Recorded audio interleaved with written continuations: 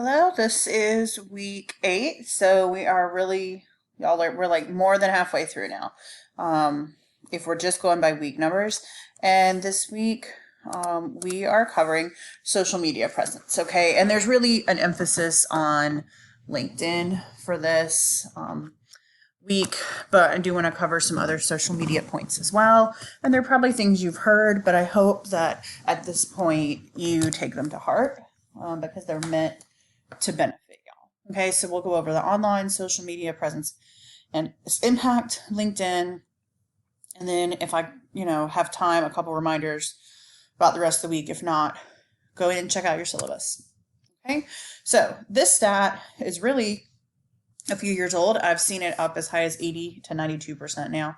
But we'll go with, on the safe side, 60% of employers are using social media to determine where a candidate meets job requirements. Okay, so that means that y'all need to really be tailoring your social medias. Okay, and by that I don't mean completely lock them down, but let's think about how we could tailor social media to benefit you in the job search. Now, when an employer says, when the stat says they're determining whether a candidate meets the job requirements, part of that is the unwritten requirements. Okay, so if you're in a really highly professional setting, what image are you portraying? That's not going to be in writing, but obviously you need to give a really clean, very, very professional, very appropriate image. Okay, but 60%, and again, that's probably a little bit higher. And 51% of employers who search candidates have not hired them because of what they see on the social media page. And we're going to get in on that. But that's half of y'all. So you could have a job locked in and then they've gone on social media and seen some things they don't like. And we're talking about LinkedIn, Twitter, Instagram, Facebook, whatever y'all are using now. Your names are so out there in a way that ours and generations before you, weren't. And we didn't even have, before mine, parents didn't even have that option. So your information's out there and you want to take control of that. Okay. And these are some of the things that those 51% of employers did.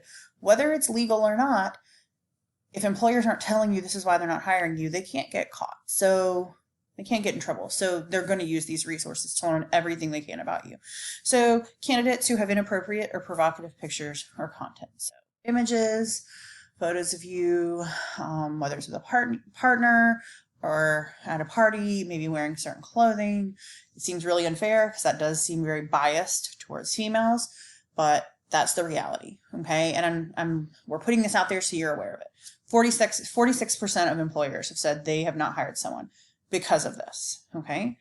41% of employers have said they've not hired a potential employee because of the drinking or drug use that they're seeing on social media. Now, this doesn't mean there can't be a picture of you with a beer or a red cup in your hand occasionally. We know that this happens, but you want to be mindful of every picture is of you having a really, really good time and being incredibly inebriated. That's where the problem is going to come in. Okay. So we've got to have a really good balance where those pictures of alcoholic beverages are minimum, okay, just a few scattered sporadically, and then the other pictures more professional, and we'll talk about that in a second, are most common. They're the majority. Anything discriminatory, 28% of employers have frowned upon, and I would venture to guess that number is much higher within the last 2 years. Okay, these stats are a couple years old when I started using them last year. We know the climate we're in, that's probably much higher because you could be a liability for the company. Someone could sue based on what's on your social media if you're representing them. We just saw this happen even here at NC State. There was a faculty member in leadership, and because of what he was writing with underscore NCSU tied to his social media, he lost part of his job, his leadership role. Okay. If he didn't have the NCSU piece on it, he would have been fine. Some people wouldn't have agreed with it, but legally the university couldn't do anything to him. But that costs money. Okay. That's a company's name run through the mud, and they don't want that. That's a huge liability. So like I said, that number is probably much higher than 28%.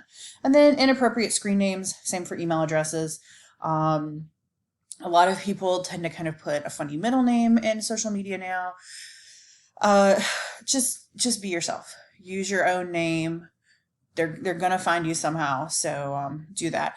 And so you really want to take some time to assess your social media image and what message you're sending with that. So if you are seeking a job crop scouting and you say that I'm a girl in ag, I'm all about farm her, you need to have some pictures of that on your social media, whether it's Facebook or LinkedIn. You need to be sharing stories related to those ideas and really kind of build what we call your brand. Okay. It doesn't mean you can't have pictures of yourself with family or at a party or at the beach. I mean, we all have that. But think about your brand and what you're putting out there to see. You can also limit, let's see if I go into that, to an extent. So I have some to-dos. Use your real name. You can develop a couple different accounts and really focus on those accounts. Okay, you don't have to have an account for every single platform out there, but the ones that you have that you think are going to be most seen, focus on enhancing those. So you're really intensifying your brand, what you stand for. So my LinkedIn has really taken a shift towards professional development and career building for students because that's part of my job. So I need to have that presence out there versus before I really wasn't active at all. When I was, I would just kind of like random things, some political, some not. So I've had to take that in a different direction based on the brand and the kind of people that I want to take me seriously. Okay. Be clear on your intent. So when you graduate and you're looking for a job, put it out there on LinkedIn. Put it out there on Facebook, leverage your network, and we'll talk about that more. But put it out there that you're looking and what your skills are, what you're seeking.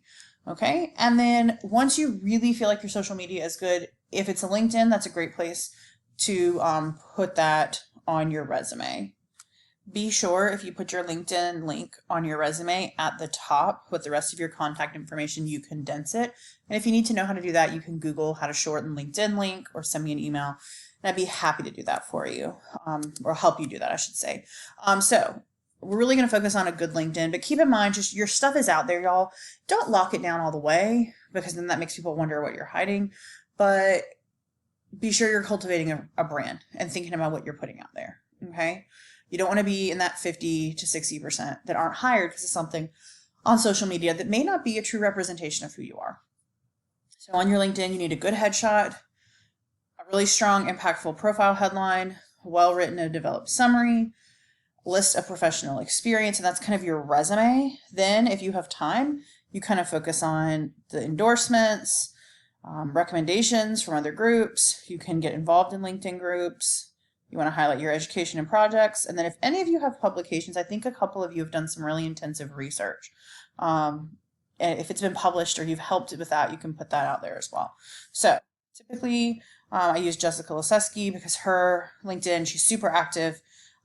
First things first, I do want to flip over so you see what LinkedIn when you first log in. You've got to have a headshot that's professional. So anyone will tell you, while I'm getting to Jessica, I'll tell you that you want to have a LinkedIn that picture this you, not you at a party, not you and some friends, but a headshot. And mine's not, I don't think I looked the best, but it was so easy to do. I was just wearing a t-shirt at work one day. I brought my blazer. I threw it on. We went outside and stood in front of some greenery. Took a picture. So it does not have to be something that you spend a ton of money on. Okay. But you can see Jessica's is really well formulated. She's got, really short. She didn't even have a whole statement of who she is. But see, eHemp is here. That's her brand. She's working on that. You can look at her activity. And that's where I think it gets really interesting for her is she's talking about fibers. She's focused on hemp. Really focuses on how, because she's part of e-commerce, how online companies, a lot of her posts, if y'all ever check her out, are about how to do better in e-commerce and how to rebrand it. You could keep going on and on, but she's created a really great brand. So getting back to the slides and what she's about, sorry, y'all. If you dig into her about, it's exactly what she does. Really concise. It's a slight elaboration on what she did, probably has as a professional summary. Okay. Really nice, to the point. I'm happy to help you write that, but it gives you a good idea. I don't think mine's perfect, but you could check mine out as well. And then it's got her former jobs. Now look, what's different about this from your resume is she doesn't have bullet points. Okay. So she's just telling us really briefly what she does. I don't even know if I've really been the best about updating mine since I took this role. but in the past you could see mine. But see, it's almost catchy. Like small blankets have ruined relationships, frozen toes, and disappointed families for decades. So she helps, with the big blanket company. Help changes the way people Netflix and chill. Okay, so super catchy summaries about what she's doing for work. You all can write that in a few sentences for each job or experience that you've had. And then there's some things called skills and endorsements. So once you start cultivating your group, and I'm rushing just because of time, you can ask them to endorse you on things. Obviously, because she's into e-commerce marketing and strategic partnerships, she wants to be endorsed on those. And the really polite rule of thumb is that if someone endorses you, you need to go endorse them as well. And it's just, signing your name that, yeah, I know this person is great at that. She's got some recommendations. I don't think I have those yet. Those can be really impactful once you really get the rest of your LinkedIn going, but can help people see what you're all about. Now, I'll circle back to my LinkedIn for a minute. Let me just go to view profile. Keep in mind that you want to build your connections. When you are trying to follow someone on LinkedIn, everything on LinkedIn should be work focused. Okay. So not political. I know you see some people getting political, but y'all are trying to find jobs right now. So we don't want to go into questionable arenas unless you're trying to find a government job. Okay. I've got a small about what I do. But you want to have followers. When you are following someone, you need to leave them a little note. Okay. Tell them why you want to follow them. Maybe you want to get together for coffee. So yeah, I haven't summarized my stuff here at all. I need to do that. But I've given a summary of what I did in past jobs. And then I've gotten a few endorsements. Honestly, like I said, LinkedIn hasn't been a really huge part of my work until recently. So that's something I still need to work on. I've given 2 recommendations. I haven't gotten any. And then I have accomplishments, honors, etc. So you could use LinkedIn. I'm really trying not to rush because of time, but you can use LinkedIn, the feature over here, to find jobs. So sometimes I've done job searches for students. So, and then of course, based on your profile, they'll tell you some jobs that could work for you as well. But once you do other searches, it'll start to pull in what other students are doing as well. So if one of you was interested in sales, you could also add agriculture, and jobs are going to pop up. Okay. And a lot of times on LinkedIn, you can just apply if your resume is uploaded to your LinkedIn. So don't upload your resume to your LinkedIn until it's in really good shape. But once it is, it's a really nice, easy way to apply. You can also check out if you have any connections who work at a certain company. You can read about jobs. You can link to, this really tells you everything.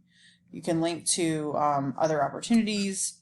You can narrow them down to experience level. If some of y'all are looking for internships, click that.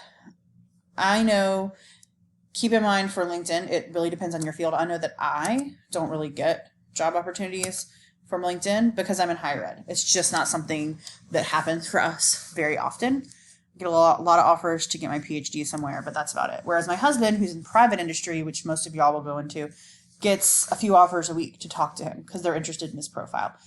If you're having trouble with the job market or you're just not sure where to start, building your LinkedIn can be really helpful. And in class, I don't make you do it. But if you want to set up a meeting, I'm happy to help you with that. There's also a lot of really great tutorials out there. And it goes back to what we've talked about. These are sort of all the items that you need to make a really strong LinkedIn. And then you can see who's checking you out. LinkedIn takes time. Okay. It does take time. It saves as you go. Everyone can see the changes. It's great. You can put your resume in. Again, like I said, you need to send a message when you're requesting a connection. And you can also find people at companies that you're interested in and send a message and ask to have coffee or set up a phone call. LinkedIn is really sort of a culture of helping each other find jobs. And that's what the community is. So you want to keep it business centric and focused on that. But you don't have to especially know someone. For a lot of y'all, you've had interest in certain companies, and I've just reached out to HR contacts I find there. And that's how I get them to come to campus. And we just start on LinkedIn. We didn't even know each other. So keep in mind with social media, you want to be professional.